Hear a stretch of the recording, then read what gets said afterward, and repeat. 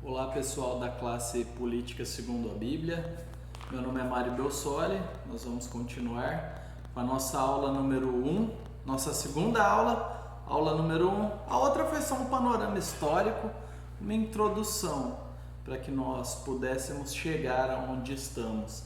Hoje nós vamos tratar a respeito de são 5 ideias, mas nós só vamos tratar a respeito de 3. Porque é muito conteúdo e eu espero que você adquira o livro Política segundo a Bíblia.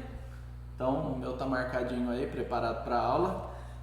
Nós temos alguns exemplares aí, se você quiser. Vai fazer muita diferença para você ler o livro, em vez de só ouvir as percepções que eu ou qualquer outro tiver a respeito do livro. É melhor ler e comparar com a Bíblia também.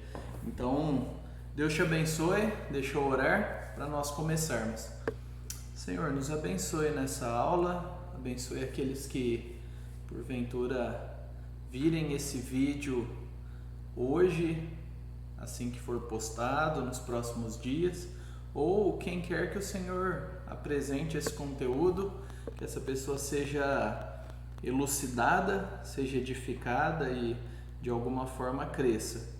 Nós sabemos que o nosso esforço ele é simplesmente o reconhecimento de tanto que o Senhor já nos deu e de tantos privilégios e obediência ao chamado do Senhor. E ainda que fizéssemos tudo que nós pudéssemos imaginar, nós não estaremos fazendo nada comparado com a obra do Senhor que é perfeita e o sacrifício do Teu Filho. Em nome de Jesus, nos abençoe. Então vamos lá, antes de nós entrarmos propriamente na aula, nós precisamos fazer alguns esclarecimentos e para sermos honestos, né, com vocês e vocês comigo, conosco, na primeira página do prefácio, a página 15, o Wayne Grudem fala assim: apoio aqui posicionamentos políticos considerados mais conservadores que liberais. E aí tem uma nota aqui, um esclarecimento. O que seriam esses posicionamentos conservadores em detrimento de posicionamentos liberais? O termo liberal para o americano é o termo progressista para nós. Então nós vamos usar esses termos. Então quando ele coloca liberais, não é o termo liberal econômico que a gente está acostumado a usar aqui no Brasil. Então, vou ler aqui, né, para ficar mais fácil. No contexto americano, republicano / conservador, democrata / liberal. Note-se, porém, que liberal tem conotação diferente no contexto brasileiro, que eu acabei de falar. No Brasil, o liberalismo está associado à defesa de eleições democráticas, direitos civis, liberdade de imprensa, liberdade de religião, livre comércio, Estado mínimo, propriedade privada. Próximo, em alguns pontos, ao conceito de conservador ou de direita. Nos Estados Unidos, liberal tem sentido próximo ao conceito de progressista ou de esquerda. Beleza? Então, esclarecendo aí alguns pontos importantes. Então, quando ele cita liberal no livro, ele está querendo dizer progressista, né? Ou de esquerda. E você sabe de onde vem a origem disso? Da onde veio essa ideia de direita e esquerda? E antes de você saber, não vou te falar ainda, eu só quero deixar claro que o fato de ele se dizer mais conservador do que progressista não diminui a credibilidade, não diminui o trabalho dele. Por quê? Porque ele está sendo honesto. E a honestidade é um ótimo caminho quando nós vamos falar sobre política. Então, quando nós vamos falar sobre Bíblia e política, a honestidade é um eixo central, não dá para fugir disso. Então ele falou, eu tendo a ir para esse lado, mas, diante disso, eu vou olhar para o espectro e tentando ao máximo ser coerente e transparente com o que eu creio e não criar um mito sobre o que os outros creem, que é um dos grandes problemas, né? Eu discordo de você, não pelo que você disse ou pelo que você crê, mas pelo que eu acho que você crê. Isso é uma limitação, isso é uma dificuldade, né?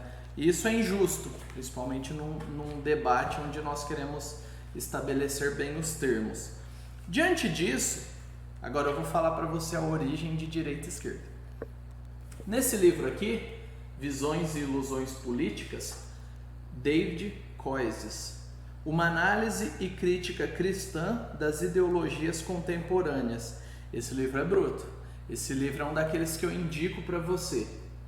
Eu indico para você adolescente, indico para você universitário, indico para você ser humano que está assistindo isso. Por quê? Porque ele vai tratar que toda ideologia é limitada e não tem condição de responder às necessidades do nosso coração.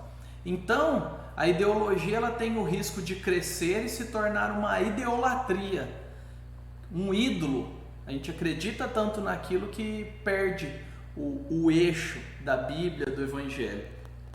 E nós não queremos isso, né? Se você é cristão, você não quer isso. Então ele apresenta os perigos e os principais pontos nesse livro. E eu estou lendo uma parte introdutória ainda, né? Ele diz assim, na página 42, o uso dos termos esquerda e direita se originou unicamente da disposição dos assentos dos deputados na Assembleia Nacional Francesa, depois de 1789. Os monarquistas tradicionais sentavam-se à direita do líder da casa e os republicanos à esquerda. Simples. Não tem mágica, não tem, argumento nenhum a não ser esse. Pessoas que pensavam de uma forma progressista sentavam à esquerda, pessoas que pensavam de uma forma conservadora sentavam à direita. Só isso. Então, é importante que a gente pense que isso não determina nada. Não é espiritual, não tem nada disso. Beleza? Eliminamos isso. Ninguém é melhor do que o outro aqui porque sentava à direita ou à esquerda. Ok, vamos estabelecer isso. Agora, diante disso, eu queria, antes de entrar nas 5 ideias equivocadas, te ajudar a entender um pouco de como comumente é trabalhado essa questão do espectro político e tal, né? Então você tem aqui, menos liberdade, um eixo, uma liberdade mediana, liberdade total de tudo, ausência de governo, é isso daqui. Então aqui você tem menos liberdade econômica e aí você vai caminhando para mais liberdade, mais ênfase econômica. Beleza? Então, liberdade individual, liberdade econômica, ênfase na economia. Então aqui você teria, o conservadorismo no seu limite, que seria autoritário. Aqui você tem o libertarianismo, a pessoa que quer viver do jeito que quer porque quer. Então, sem governo e tal. Isso caminharia talvez para um anarquismo. Você tem aqui uma direita conservadora, seriam termos correlatos. E aqui a esquerda, o progressismo. Então, você tem que perceber assim, se você sobe, você vai cruzar em algum momento com algum aspecto econômico. Isso é fato. Então, tirando esse democracia cristã que eu não entendi nada, quem fez deveria ter algo em mente, ele coloca que se você tem menos liberdade e você tem menos liberdade econômica, você caminha para o comunismo. Ele coloca aqui o anarquismo, você tendo muita liberdade e uma liberdade econômica, não dá para dizer que é média, Você tem aqui a social-democracia, onde há uma quantidade razoável de liberdade, mas a economia ela tem intervenção, as pessoas, os líderes políticos mexem na economia, ela não roda solta. É que você tem um liberalismo social, as pessoas querem liberdade, mas se preocupam muito com o bem-estar social e distribuição de renda. Simplificando, né, aqui as pessoas acreditam que o dinheiro tem que ser distribuído. Aqui as pessoas acreditam ou não quanto dinheiro pode ser distribuído e quem é digno do dinheiro, tipo, quem trabalha, enfim. O dinheiro é meu, o seu dinheiro é meu. Entendeu? Seu dinheiro e o dinheiro de todo mundo é meu aqui. Aqui é meu dinheiro, é meu. E acabou. Aqui eu não tô nem aí com nada. E aqui é você não pode nada, porque tem alguém te obrigando e eliminando sua liberdade. Entende como é importante achar eixos e equilibrar essas coisas? Então aqui você tem um conservadorismo clássico, que é provavelmente o que nós vamos abordar, e aqui você tem a social-democracia, que seriam primos distantes. Você percebe que eles estão com ênfases um pouco diferentes, mas mais ou menos no mesmo nível, né? Aqui você tem uma ênfase maior na liberdade econômica e aqui você tem uma ênfase menor na liberdade econômica. Eu discordo do fascismo estar aqui porque eu creio que ele estaria aqui no meio. Eu não concordo. Assim como eu não entendi esse democracia cristã, não creio que o fascismo fica aqui, desse lado. Eu creio que ele ficaria no meio para ser coerente com o tirar a liberdade, que é a essência, né? Existem supervalorizações que não se encontram necessariamente sendo um conservador ou sendo um progressista. Mas nós temos não, né? Hoje nós não temos, graças a Deus, algo nesse tipo completamente, como houve no passado. Mas nós já tivemos isso daqui com uma ênfase muito grande, como foi na Itália, na época de Mussolini, o ditador, era uma ênfase progressista, com características que atraíam alguns conservadores. E aí nós tivemos Pinochet, aqui no Chile, não é muito tempo atrás não, que tinha uma característica conservadora um pouco mais, né? Conservadora já diz isso, né? Enfim, então eu colocaria isso em outro lugar. Não é perfeito, eu já vi algum legal, mas eu não achei agora para procurar. Então, antes de nós entrarmos na aula, se identifique, pensa. Vou jogar uma pegadinha aí. Você é aquela pessoa, como eu falei na classe nessa semana, no nosso bate-papo no Zoom. Um exemplo para você perceber o seu espírito. Você é aquela pessoa que diz, a gente deveria criar uma lei para seja lá o que for. Ou você é uma pessoa que diz, não, a pessoa tem que escolher isso. A gente não pode se meter na vida dela para seja lá o que for. A sua primeira tendência mostra se você caminha para um processo autoritário ou libertário. O ponto é, em uma sociedade, você vai se destruir se você tentar viver o autoritarismo, você vai exercer força sobre os outros e você vai se isolar, seja socialmente, né, ou na prática, na política. De outra forma, se você tentar viver o libertarianismo, você não vai conseguir, porque ninguém consegue ser totalmente livre. Isso é uma sociedade, entendeu? Você tem compromissos e preferências. Como você acha um meio do caminho, algo cristão? Não é simplesmente um meio do caminho no espectro político, mas um meio do caminho que você veja que a Bíblia te orienta.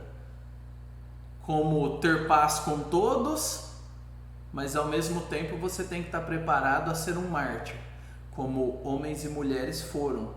Porque eles defendiam ter paz com todos. Ok? Então, se avalie aí. Vê como é que está o seu espírito. Se você tem um espírito, um jeitão autoritário, ou se você tem um jeitão libertário e tal. Beleza? Nós vamos trabalhar nesses termos a partir de agora. E aí nós vamos poder entrar nos pontos que nós queríamos, né? Nas 5 ideias equivocadas a respeito do cristianismo e governo. Então nós vamos resumir, ok? Eu te indico o teu livro por isso.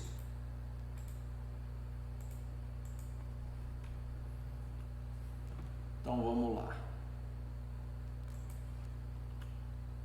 Estamos tentando fazer o melhor aqui, mas o negócio às vezes está dando chilique. Aí, agora vai. Não foi. Agora vai. Agora foi.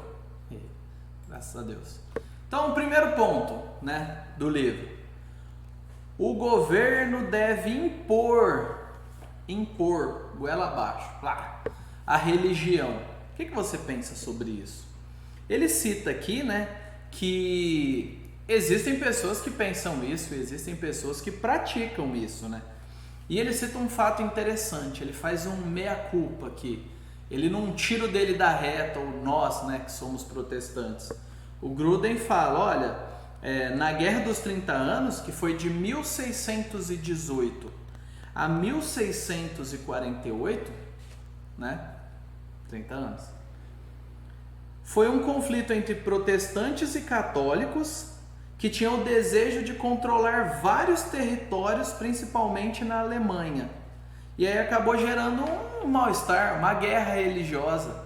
É isso que a Bíblia ordena, é isso que a Bíblia diz. Você evangélico, você protestante, você católico, romano, você tem que brigar e é isso aí, pronto. Não é isso que a Bíblia diz, mas eles estavam fazendo isso. Então assim, hoje em dia a gente não ouve tanto, né, essa ideia de vamos impor a nossa fé e tal. Aqui no Brasil a gente não ouve tanto.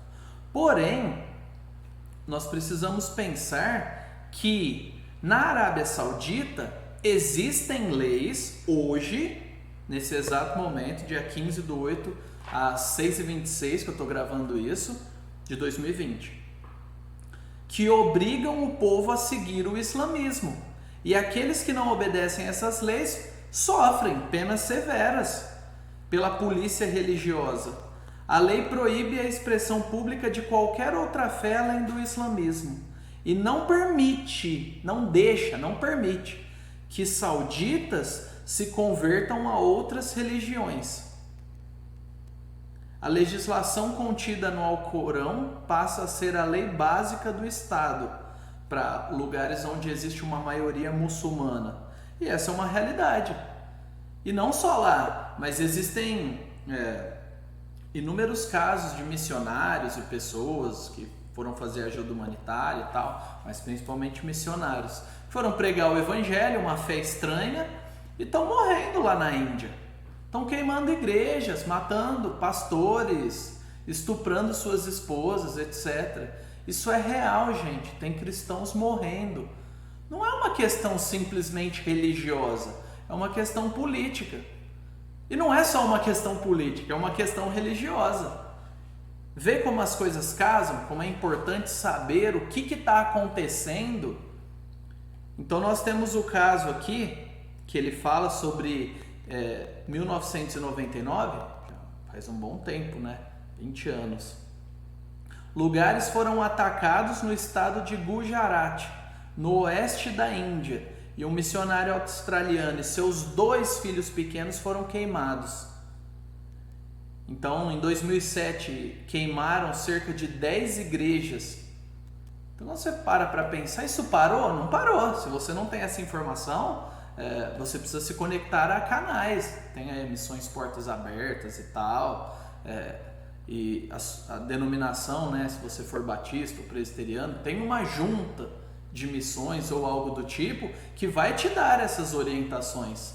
Tem gente morrendo pela fé hoje, e isso não é brincadeira. Então tem gente que crê que o Estado deve impor a religião. E aí nós vamos entrar num ponto interessante, né? Aí nós vamos entrar na Bíblia. E o primeiro argumento bíblico que ele coloca é que Mateus 22 é diagnóstico. Você lembra de Mateus 22? Vamos abrir lá em Mateus 22? É importante. Então, Mateus 22, a gente vai começar no versículo 15. Eu estou lendo a versão Nova Almeida atualizada. Então os fariseus se retiraram e consultaram entre si como surpreenderiam Jesus em alguma palavra. E enviaram-lhes discípulos, juntamente com os herodianos, para lhes dizer: Mestre, sabemos que o Senhor é verdadeiro e que ensina o caminho de Deus, de acordo com a verdade, sem se importar com a opinião dos outros. Por que não olha para a aparência das pessoas? Assim sendo, diga-nos o que o Senhor acha. É lícito pagar imposto a César ou não? Versículo 18. Mas Jesus, percebendo a maldade deles, respondeu: Hipócritas, por que vocês estão me pondo à prova? Ele sacou a jogada aqui, religiosa e política. Mostrem-me a moeda do imposto. Trouxeram-lhe um denário e Jesus lhes perguntou: De quem é essa figura e essa inscrição? Eles responderam: De César. Então Jesus lhes disse: Deem, pois, a César o que é de César e a Deus o que é de Deus. Jesus saiu daquela pegadinha deles. Jesus, através dessa resposta, ele abre caminho para que nós possamos hoje ter uma compreensão madura e correta sobre o relacionamento que o cristão deve ter com o governo. E eu e você devemos ser sábios também. Porque pensa, se Jesus diz, tem que pagar imposto, aí o pessoal vai falar, nossa, eles estão oprimindo a gente, é um império contra nós, você é contra Israel, a gente sofre, os impostos são exorbitantes. Iam pegar ele de um jeito, religiosamente. Se ele falar, não tem que pagar imposto em coisa nenhuma, vamos dar o golpe em Roma, esse bando de safado. Se ele fala isso, o que acontece? Ele se torna um incitador, porque ele tinha muitos seguidores. E aí Roma, a liderança romana põe o olho nele, como se ele fosse simplesmente um líder político que estava pronto para começar uma revolta, que era muito comum naquela época. Então você entende como era uma pergunta pegadinha? E os caras pensaram bem, só que eles esqueceram que eles estavam falando com aquele que é toda a sabedoria de Deus, o próprio Deus encarnado. E ele inverte a situação e expõe como eles são de fato maldosos e como Deus ele separa as coisas aqui, Ele já deixou bem claro isso. Existe uma dimensão que é para devolver o que é para César? Sim. Existe uma dimensão que eu devo me dedicar a Deus? Sim. Jesus teve alguma dificuldade de perceber isso? Não. Mas eu e você temos, porque nós não somos Jesus. Porque nós queremos tratar César como Deus, Deus como César, esperar coisa de um no outro, etc. Aí fica bagunçado. Porque o governo civil tem muitas estruturas ao longo da história. Então pensa, o cristianismo tem 2000 e tantos anos de história, E aí nós já tivemos monarquia, república, democracia, ditaduras, etc. Então o cristianismo sobreviveu a tudo isso. Por quê? Porque ele tem a dosagem correta para lidar com as coisas. O governo civil tem sua função. E a igreja não entra na esfera do governo civil. A igreja cristã, quando ela faz isso, ela está errada. Porém, existe uma esfera de soberania, existe um âmbito de atuação que não cabe ao governo civil entrar, que é a igreja. E aí a igreja cuida desse espaço, exerce a sua autoridade e a sua vocação. Então são duas áreas de influência diferentes.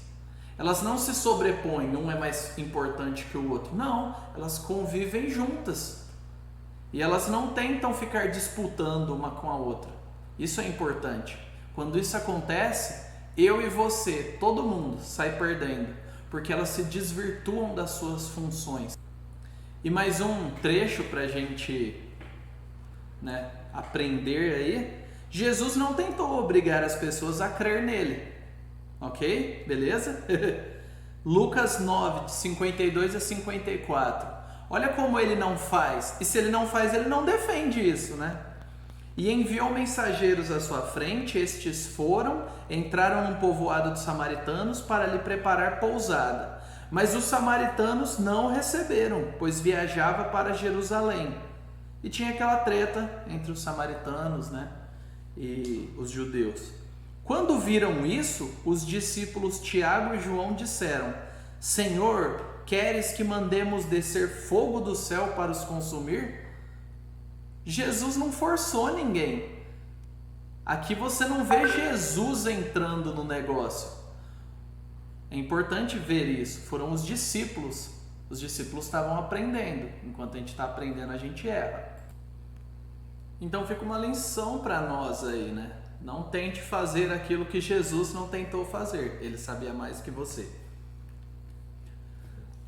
Esse material, como você está vendo aqui do lado, ele é do meu professor de seminário, Franklin Ferreira. Ele disponibilizou, porque ele deu as aulas sobre esse livro. Então, eu já falei isso, mas eu vou falar de novo, né? Por isso que está o nome dele. O que eu não mexi, crédito para ele. O que eu mexi, aí eu coloco meu nome do lado para saber, né? Se tiver uma falha aí, você sabe de quem é.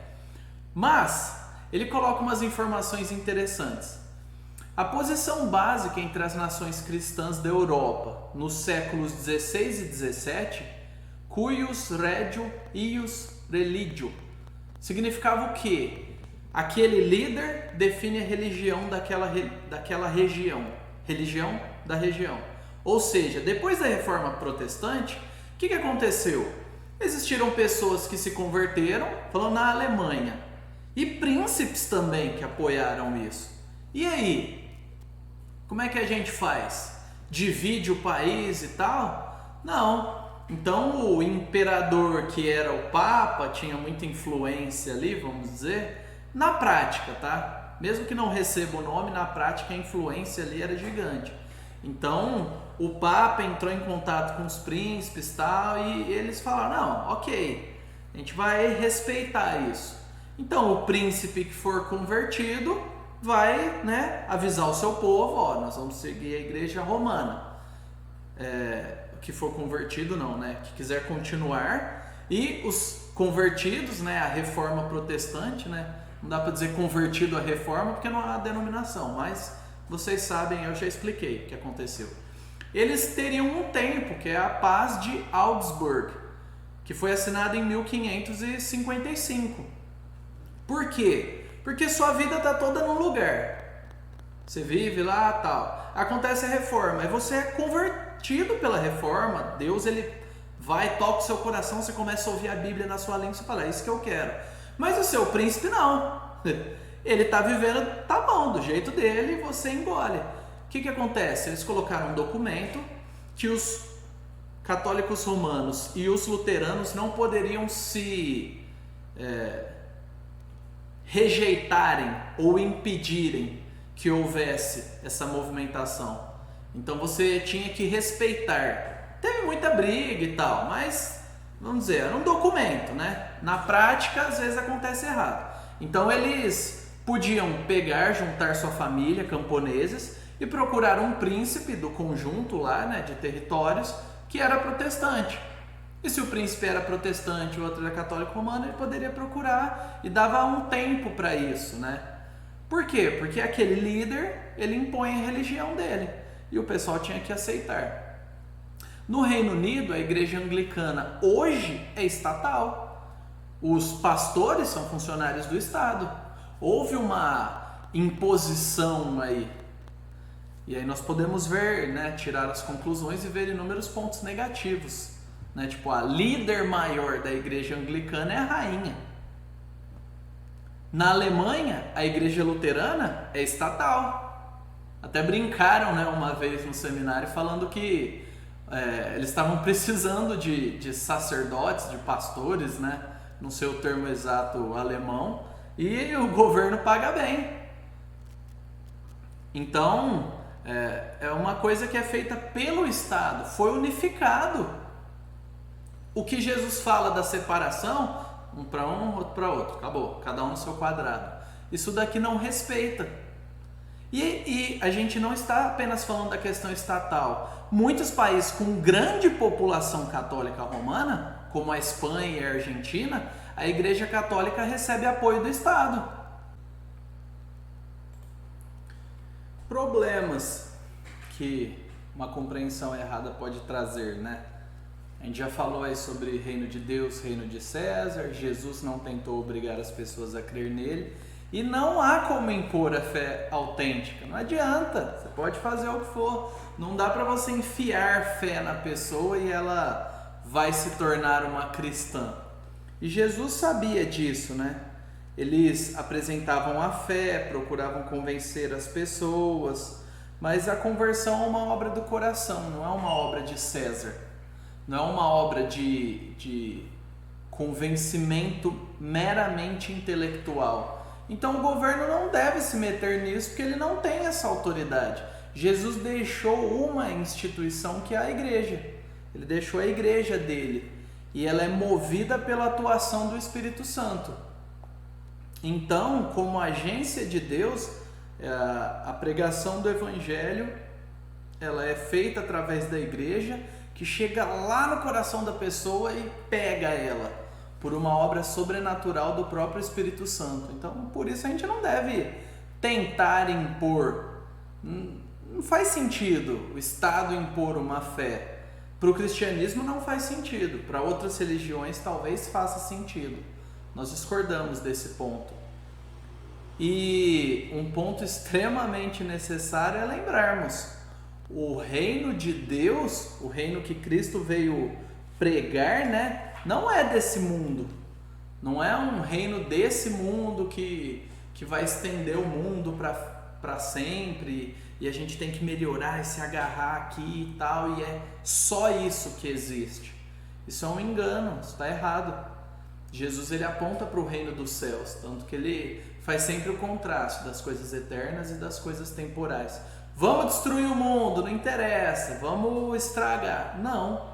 Vamos cuidar do mundo, sabendo que o próprio Cristo vai voltar e exigir de nós, exigir das nossas mãos as obras que nós fizemos. E se nós cuidamos bem do mundo dele, lembre disso, você está cuidando do mundo de Jesus.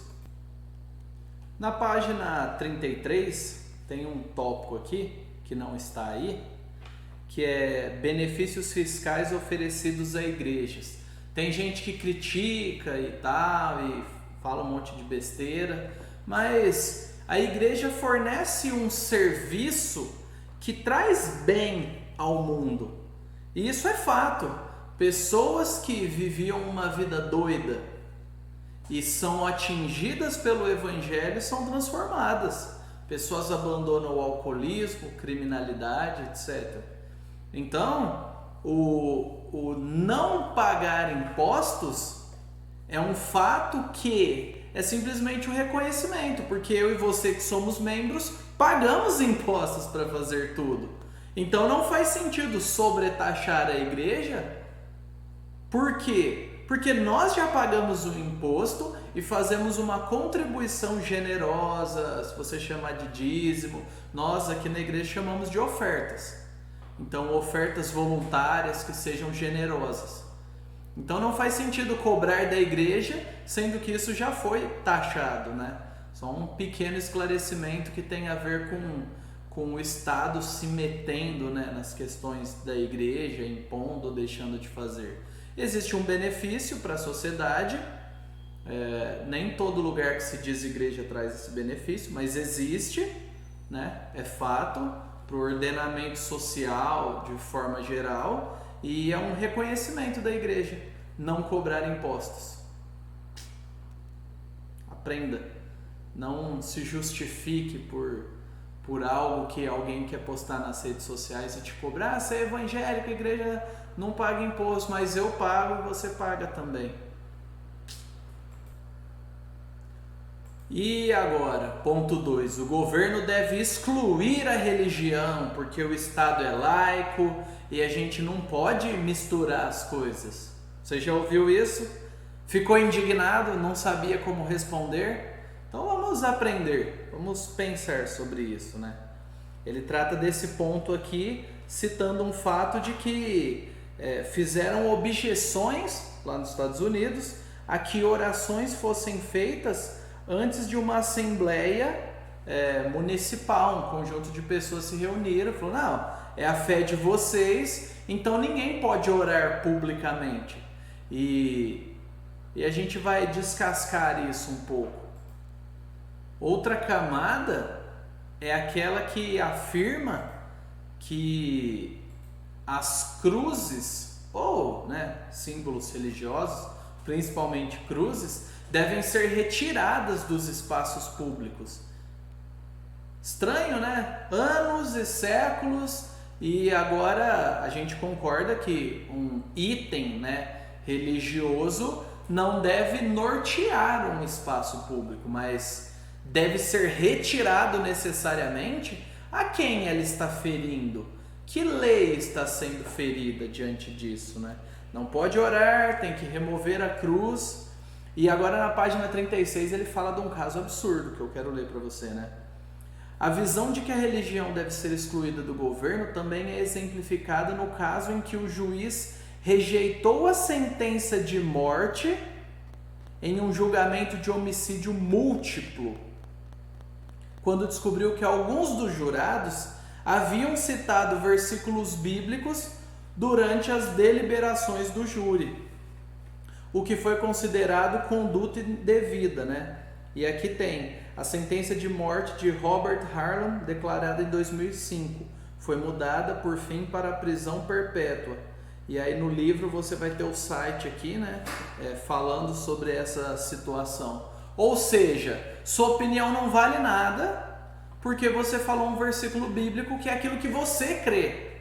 Entende como é uma rejeição, é uma maneira de banir e de calar o cristianismo, né? Excluir ele da esfera pública para que você não se mostre como cristão, ou no mínimo se sinta acuado quando isso vier a acontecer, né?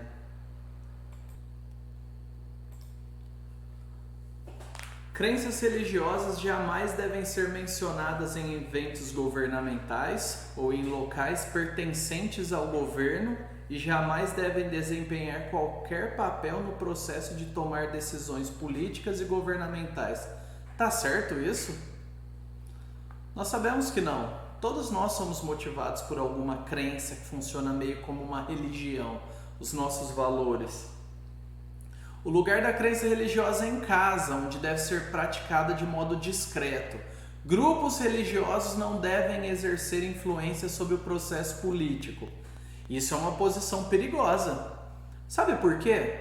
Porque o excelentíssimo ministro, do Supremo Tribunal, há poucos dias, o Edson Fachin, ele publicou isso com força de uma tese que ele quer levar para frente, através do STF, sobre a lei do abuso religioso na questão do voto, porque líderes religiosos estão violentando a consciência das pessoas, influenciando o voto delas. E aí eu te pergunto, não existem situações em sindicatos que influenciam o voto de pessoas vinculadas, ou universidades, professores que fazem a cabeça, dos seus alunos, ou qualquer coisa do tipo, seja poder sindical, empresarial, professor, aluno, até nas relações familiares. E aí, qual é a ideia? Não, vamos impedir. Aí você abre um precedente para quê? Religiosos não podem se candidatar, porque de alguma forma eles usaram força. Percebe como você vai jogando para o canto e eliminando aqueles que por um motivo quiseram se candidatar? Pastor fulano de tal para vereador, para isso, aquilo, ou fulano de tal que é cristão e a gente sabe que tem, sei lá, envolvimento com alguma igreja. Não. Ele usou a força dele para impor o voto.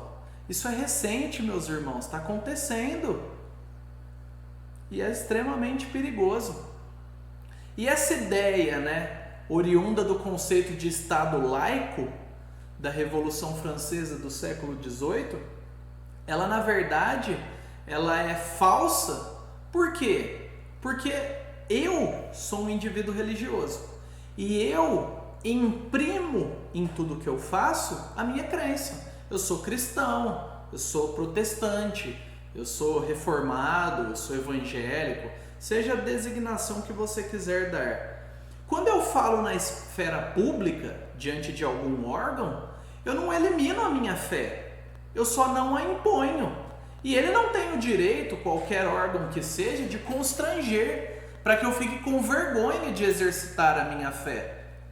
E a gente precisa lembrar aqui que aqueles que lutaram pela abolição do comércio e da venda e compra de escravos na Inglaterra, nos Estados Unidos, eles fizeram isso por uma convicção bíblica também.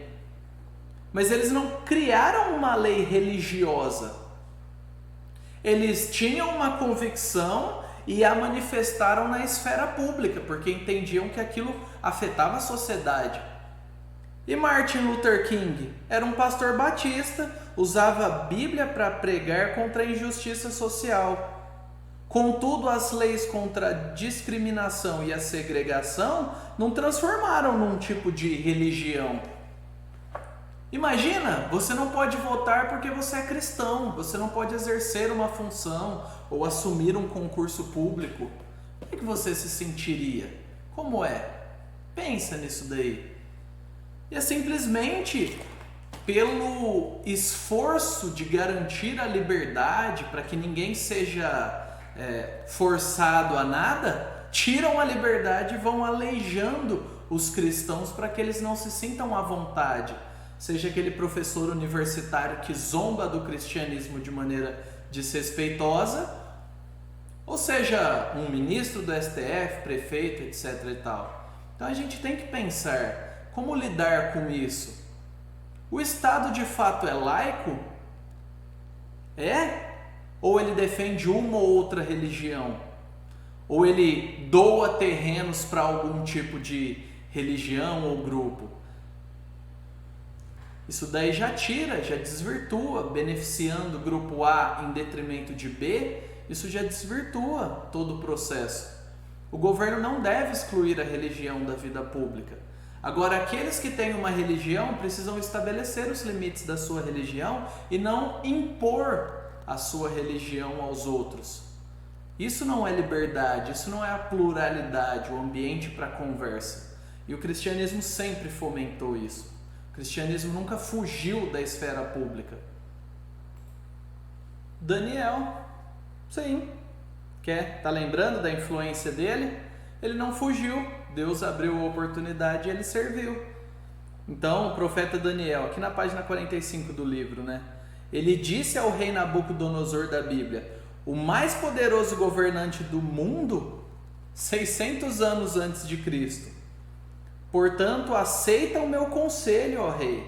Abandona teus pecados, praticando a justiça, e renuncia às tuas maldades, usando de misericórdia com os pobres, se quiseres prolongar a tua tranquilidade. Daniel 4:27.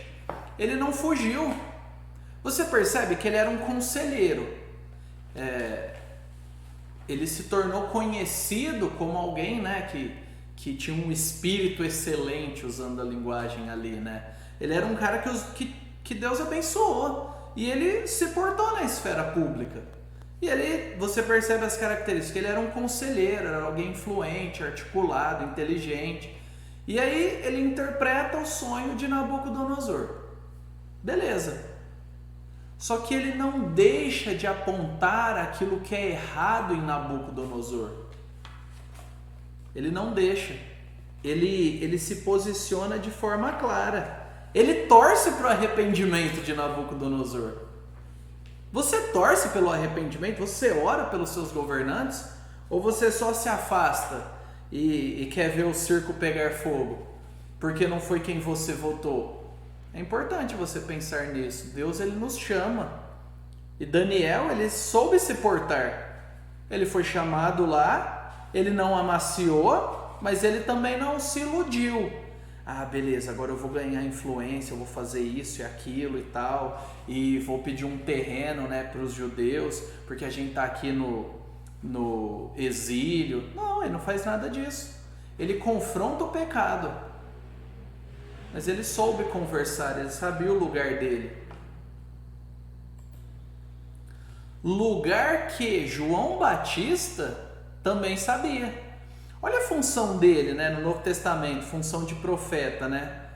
Herodes, o tetrarca, uma autoridade debaixo, né, da liderança do Império Romano, ele entra em atrito. João entra em atrito com Herodes, né? Herodes, um líder político e tal, e João, que primo de Jesus, né, o Batista, aquele que batizava, veio antes de Jesus, e ele apontou os pecados que eram publicamente cometidos. Lucas 3,19 fala: por causa de Herodias, mulher de seu irmão, e por todos os males que fizera, que João apontou publicamente. Então havia uma conduta errada, e a função de João como profeta foi apontar. E não era só pegar a mulher do irmão e viver como se fosse dele. Eram outros males também, muitos atos errados e nocivos como governante, que derramava o sangue de gente, afetava a vida de muitas pessoas. Então a gente tem Paulo, né, em Atos 24, 25, que falou com o governador Félix, que tinha muito poder, sobre a justiça, sobre o domínio próprio e sobre o juízo vindouro.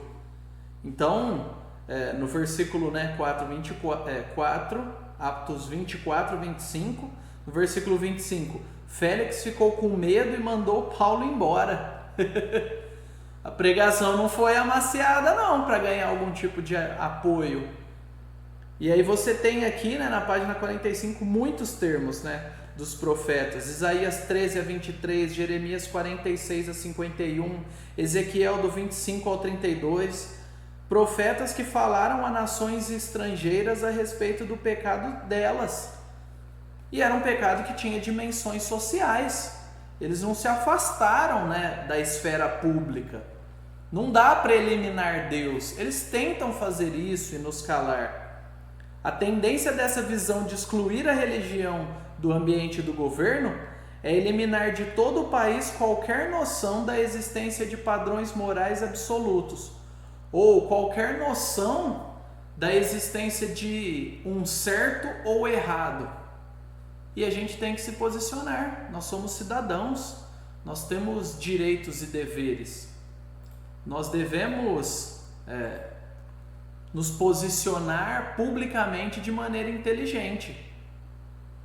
Então, problemas disso, né? A vontade popular. Você tem uma vontade, você é um cidadão e você vota. Transforma a liberdade religiosa em ausência de religião, o que não quer dizer isso, porque todos têm a possibilidade de ter a sua religião. Você não precisa bani-la. Restringe a liberdade religiosa e a liberdade de expressão, porque alguns podem se expressar, outros não. Porque ao você se expressar, é como se você ofendesse aqueles que não têm esse vínculo com a religião. Mas qual o problema? É uma liberdade sua. Se você não está cometendo nenhum crime e ofendendo a integridade de alguém, não tem por que te restringir. Seja uma faixa escrita Jesus, ou, né, a liberdade de culto, ou ouvir alguma música cristã. Afasta do governo os ensinos bíblicos a respeito do bem e do mal, e o governo se destrói sem parâmetros. Deus levantou Daniel, Deus levantou José, Deus usou Esther. É gente dele para preservar vidas. João, Deus usou, mas ele acabou sendo morto, mas Deus usou. O pecado não permaneceu oculto, ele foi atacado diretamente. O Wayne Grudem diz, né, a tendência dessa ideia é remover de todo o país qualquer noção da existência de padrões morais absolutos. É isso que está acontecendo. Se você tira pessoas com padrões morais que falam existe certo e errado, existe um Deus, matar crianças não pode, nem todo tipo de postura pode, sabe? Gastar dinheiro assim é errado, não pode tirar a liberdade de alguém da religião A, B ou C. O cristão ele vai dizer isso porque é um dos compromissos dele, essa liberdade. E aqui nós temos que o povo de Deus aconselhou e pela graça de Deus continuará aconselhando. Então essa é uma outra visão equivocada. Agora a gente vai para o terceiro, né? Eu falei que eu faria terceiro ponto, né? Que a gente vai apresentar de visões equivocadas. Todos os governos são perversos e demoníacos. Você já deve ter ouvido alguma vez, né? Que religião é um negócio que não se discute, que futebol também, e que política também não se discute.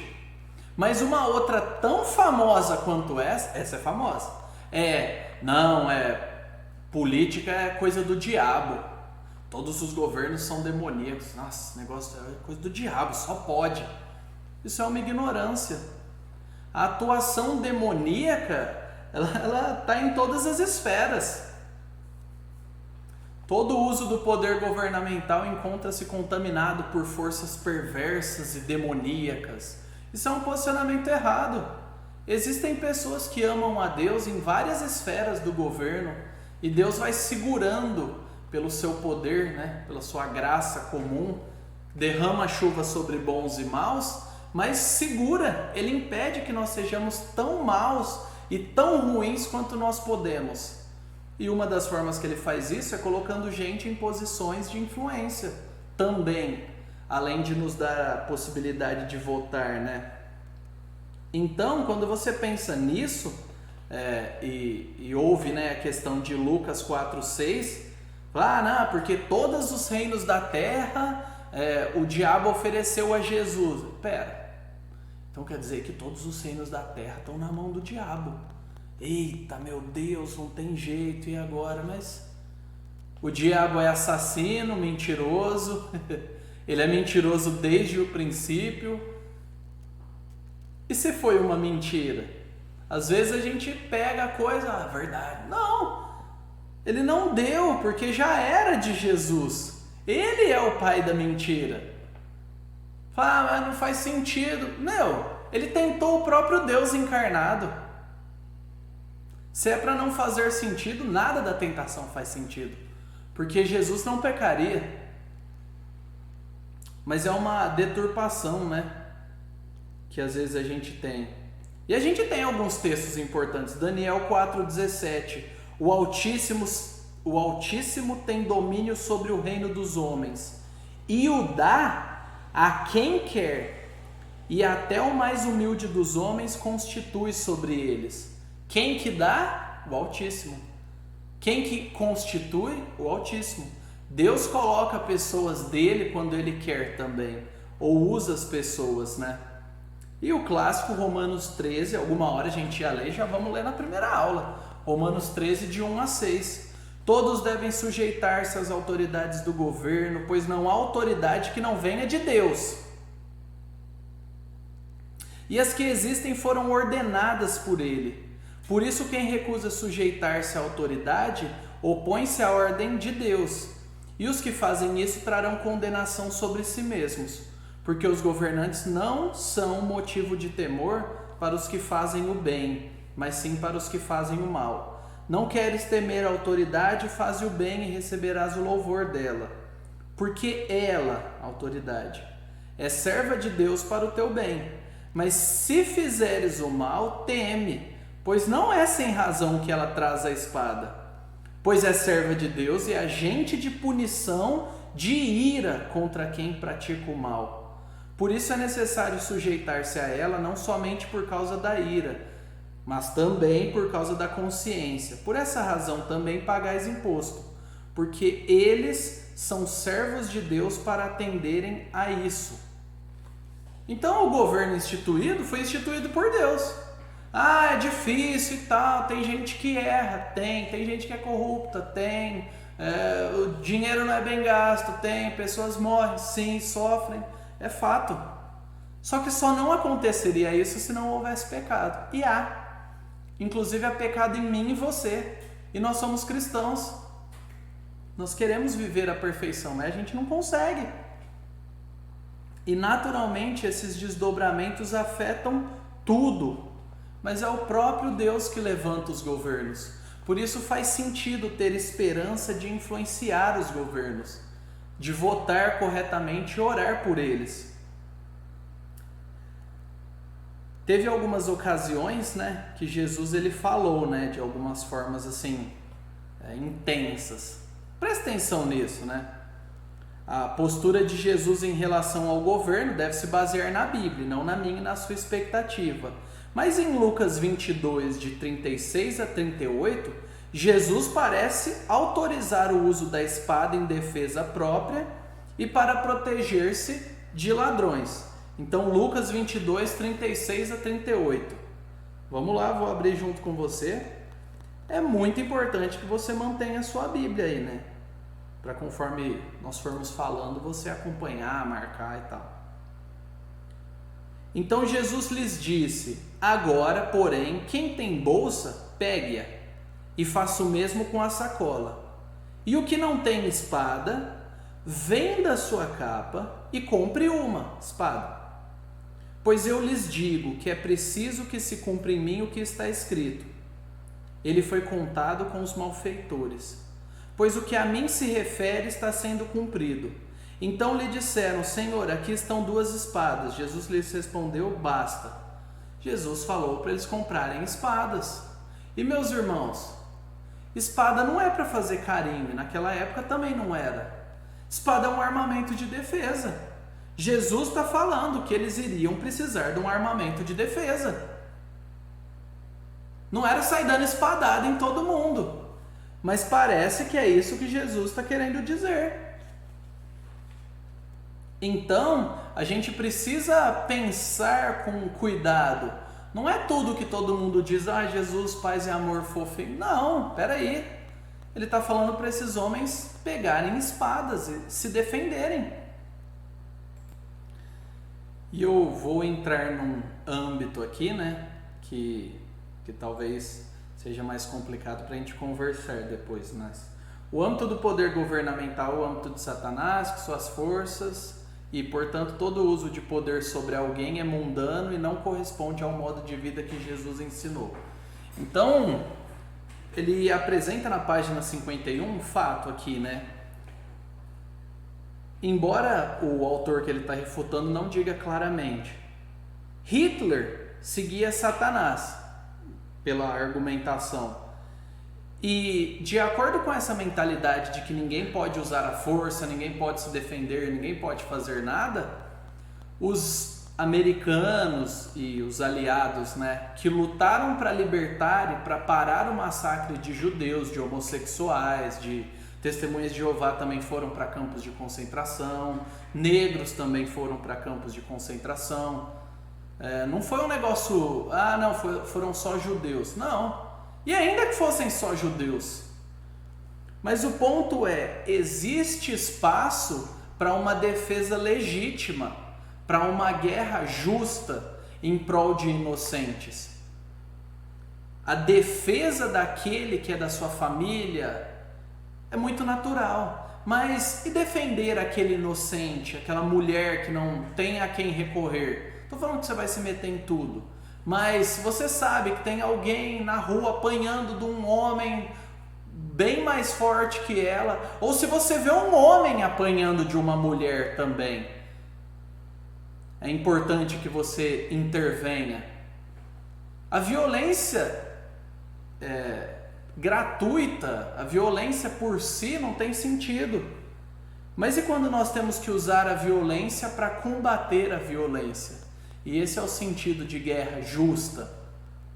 Se você sabe que tem inocentes sendo assassinados, como nós sabíamos, o mundo soube, que eles estavam matando judeus por serem judeus, eles não eram criminosos, eles não mereciam morrer. tanto quanto eu e você não merecemos. E se você acha que eles mereciam morrer por algum motivo, você e eu também merecemos, porque eles eram pecadores como nós. E homens vestiram as suas fardas e pegaram as suas armas para poder lutar por aquelas pessoas também. E muitos morreram. E eles são heróis que a gente não conhece. E eu quero indicar para você um filme que eu vi, terminei de ver ontem. O Rafael Ramos vai dar uma aula também, foi a indicação dele, indicação do Rafa. Uma Vida Oculta, que narra a angústia de um homem que, pela sua consciência e por temor a Deus, ele decide não se dobrar. Ele era austríaco, não alemão. Ele decide não se dobrar ao regime nazista. E aí você vai perceber que é um filme um pouco diferente, a maneira que é gravado, as ênfases do som e da imagem, enfim. Mas eu indico para você. Até que ponto você está disposto a se defender e até que ponto você está disposto a ir para defender aqueles que não podem ser defendidos. Esse é um ponto que se levanta. E aqui, eu quero falar claramente, esse é o meu posicionamento agora pessoal, que se você não se levanta para defender sua esposa e seu filho, filhos, esposa, enfim, alguém que carece de ajuda, eu acho que você está desonrando a Cristo. Se você não levanta para defender os seus, por uma ideia de não, eu não posso me envolver com nada, eu não posso refrear e resistir àquele que é mal. Eu creio que você está contribuindo com o mal ao fazer isso. Então, uma força pode ser usada sim para refrear o mal, para refrear aquele que afeta e ataca a sociedade. Então, qualquer tipo de força malvadona, a polícia não presta, não. Deus levantou pessoas para isso, a gente tem que ter essa postura. Será que uma postura pacifista e vamos orar teria acabado com a escravidão? Se homens não tivessem se levantado, você acha que Hitler teria parado de uma hora para outra? Homens foram para a guerra e se posicionaram. Eles só foram contidos pelo poder de uma força militar superior. Essa é a tarefa da qual Deus incumbiu os governos. A ideia de trazer a espada. Agora eu te digo, se fosse a sua família estando lá num campo de concentração, a taxa de suicídio nos campos de concentração era baixíssima. Mesmo que eles estivessem vivendo uma vida e falassem, não, vou acabar com esse sofrimento. Por quê? É algo para se pensar. As pessoas tinham alguma esperança de vida. Hoje em dia, essa ideia resultaria em objeção cada vez maior ao uso de poder militar para se opor a agressores malignos em qualquer parte do mundo. Essa ideia que eu estou apresentando, que se o governo é todo corrupto e demoníaco, não vale a pena confiar nele no sentido de utilizar a polícia ou lutar pelos que precisam de ajuda. Então, pensa nos países mais armados do mundo.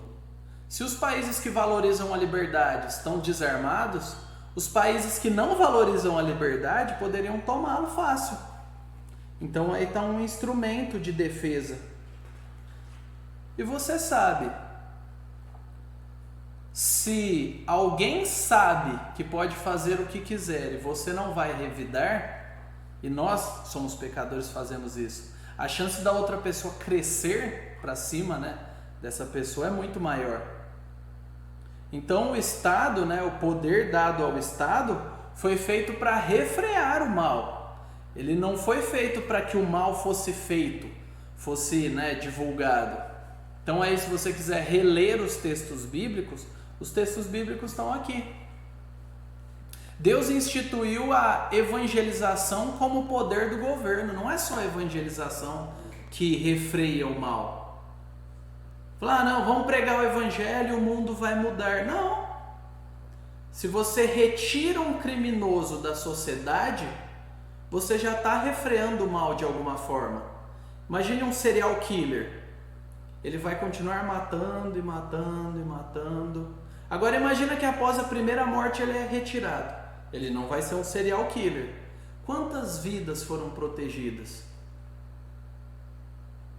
Imagina que nesse confronto ele morre.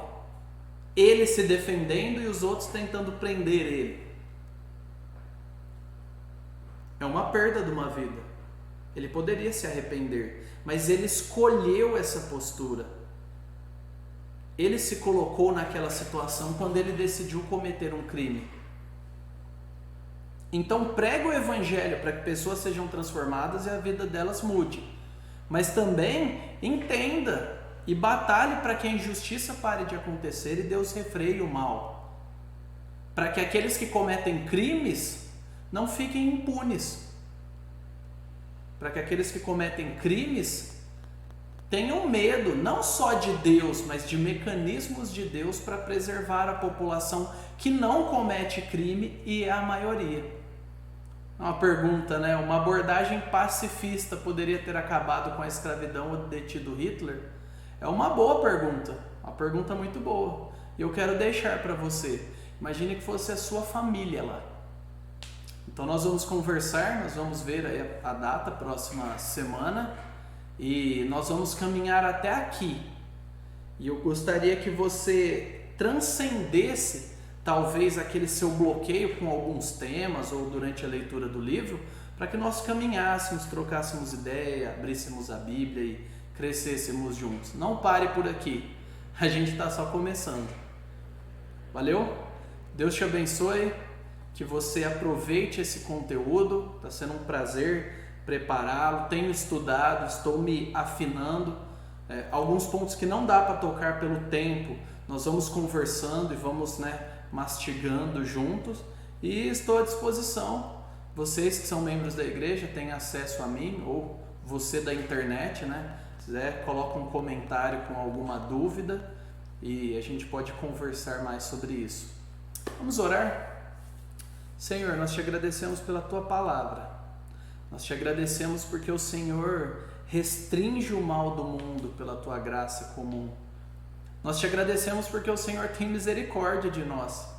Nós somos autodestrutivos e causamos destruição aos outros também.